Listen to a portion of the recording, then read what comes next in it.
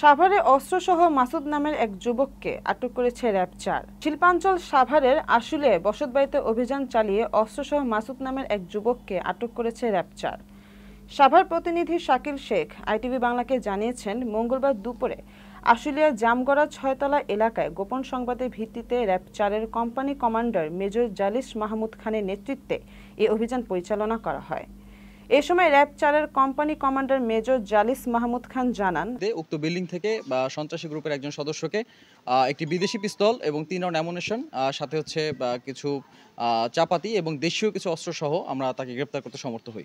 আজ আশুলিয়ার জামগড়া এলাকায় বেশ কিছু সন্ত্রাসী একটি বাসায় আশ্রয় নেয়। পরে র্যাব অভিযান পরিচালনা করে পরে ঘটনাস্থল থেকে একটি বিদেশি পিস্তল, ৩ রাউন্ড বুলেট, কয়েকটি বিদেশি মদের বোতল ও চাপাতি সহ বেশ কিছু দেশীয় অস্ত্র উদ্ধার সহ মাসুদ নামে একজনকে আটক করা হয়। এই চক্রের বাকি সদস্যরা ঘটনাস্থল থেকে পালিয়ে যায়। এই এলাকায় মাদক ব্যবসা, চুরি, ছিনতাই, ডাকাতি সহ সকল ধরনের অপরাধমূলক কর্মকাণ্ডের সাথে জড়িত বলে জানায় র্যাব।